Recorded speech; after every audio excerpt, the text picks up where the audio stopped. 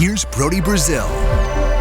You know, it's not to say that I memorized every single thing that was said with the Nevada State Legislature and their regular session and their special session surrounding the A's and potential relocation, but I do remember a lot, and there are some things that are just stuck in my head, including this, a promise by representatives of the A's that there would be $15 tickets to baseball games if the team were to move to the Tropicana Hotel site. And I just, as a sports person and knowing the current market and trends, and even right now, this season at the Coliseum, there are $10 tickets at a venue where they're just trying to get as many people there as possible, all things considered. So to say that with supply being low and demand maybe being high for a couple of the first years, that $15 as a ticket would be an option, it's hard for me to fathom. Like family, like affordability, the average ticket versus maybe some of the other sporting events we have. If you don't mind just commenting on that, thank you. Senator Yancey, Steve Hill.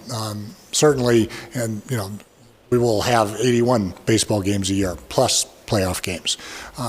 That allows approximately 2.5 million, maybe a little more seats per year to be available. Seats at this stadium, there will be seats available in the stadium in the $15 range, which is just not possible for others. I mean, it's the comparison's just different. There are fewer seats, or there are many fewer games in other leagues, and so it makes it a family event that's very affordable. Though, just because you could charge a smaller amount doesn't mean it'll play out that way. And I don't like to do the apples and oranges comparison because football and hockey are different than baseball, but just look what's already happened in only 3 years here in this Las Vegas market with the NFL. Secondary tickets are the most in the league by far, by like 25%. Raider tickets, if you buy them on the secondary market, according to Ticket IQ, on average this year, this upcoming year, this is for, I should say, 2023-24, $1,035 per ticket. Patriots are next closest, $806. Eagles and Kansas City and the 49ers all in trail, but even the 49ers at fifth most are like only a little bit more than half of what a Raiders ticket costs on the secondary market. Now, is some of that because of tourism and maybe locals buy the season tickets? They turn those around, they hike up the prices because they know incoming people will be willing to pay. And is this how it works in Major League Baseball? I don't know. But just going back to the $15 promise, just look at the contrast on that for a second. $15 to get into a baseball game. And Mr. Hill is right. There's a lot of games. And there's going to be about 30,000 seats as opposed to maybe 70,000 seats, but only 8 times a year or 9 times a year for football home games. But then there's also this.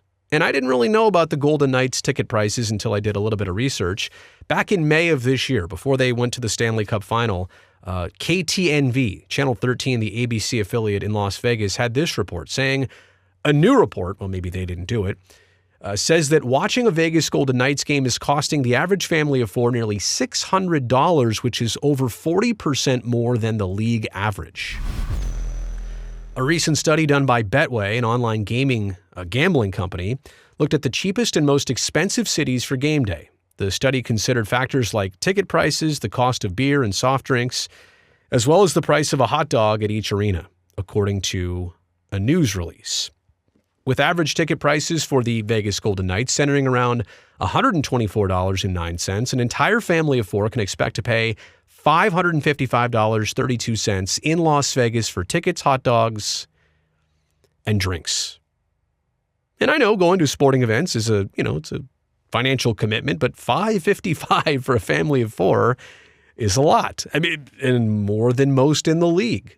So Vegas even has a hockey town and a successful one, and they play 41 home dates, not just 8 or 9.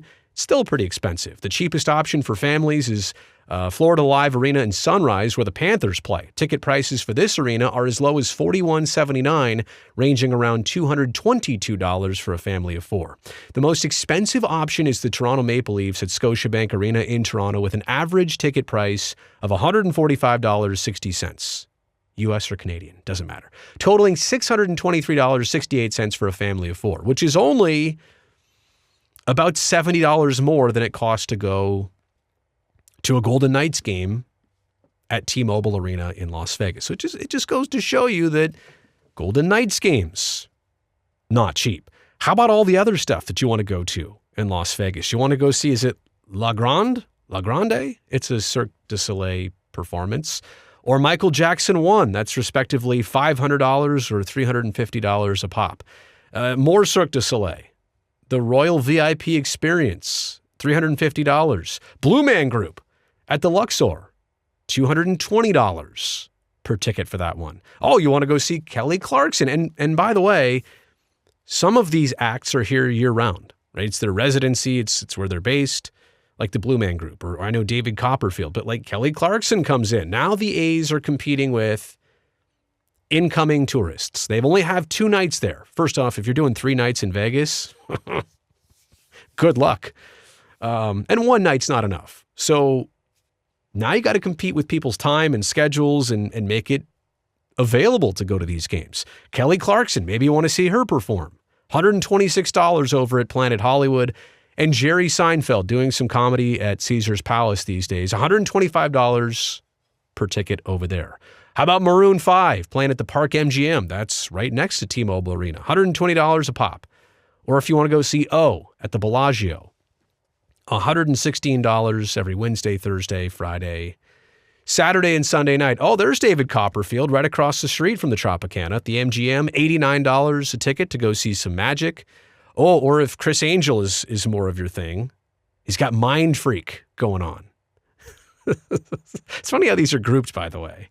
I guess we're in the magician category, and that's $87. So you can pay $2 more and see Copperfield, or $2 fewer at Planet Hollywood and go see Chris Angel. But these are all options and things that these will compete with the A's for tickets and fan attention and tourist attention. And if, look, I get it.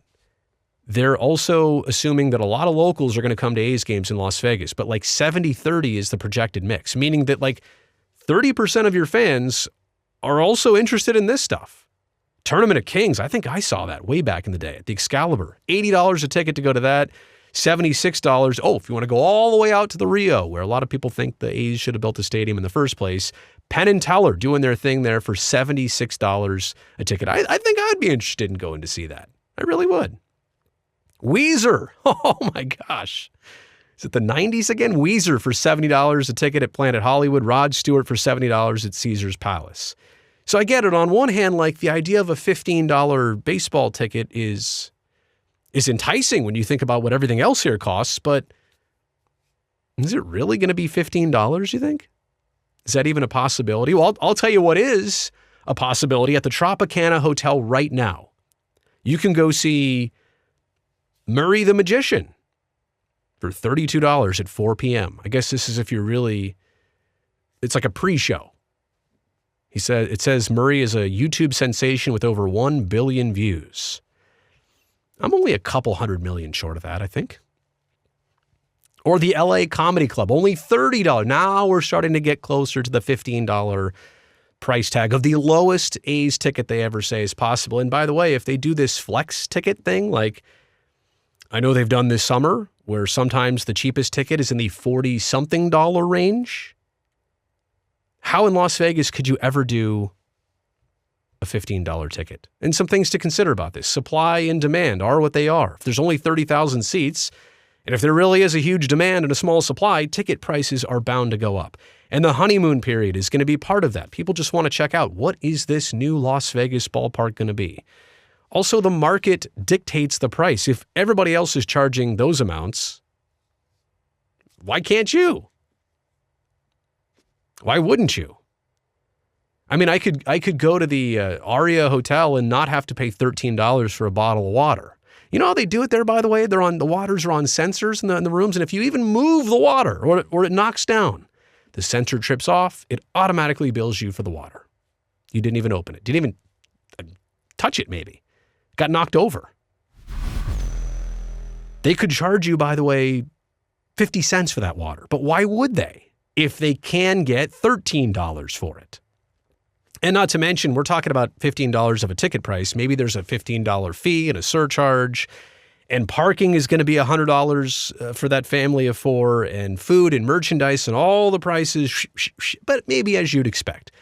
This is Las Vegas. And the last time I went there, was it 2019? Honestly, wife and I were there for 36 hours. And this is not even, there's no gambling or nothing. This is just food, entertainment, and staying there and traveling there, probably a couple $1,000s for 36 hours. Las Vegas is expensive, and to think that a baseball team and going to games there wouldn't be, I just have a hard time believing it. So, wanted to paint that picture. Let me know what you think about all this in the comment section below. Keep it smart, keep it civil down there. Also, thumbs up on this video since you made it here all the way to the end. And don't forget, subscribe to this channel so that I can definitely see you back here next time.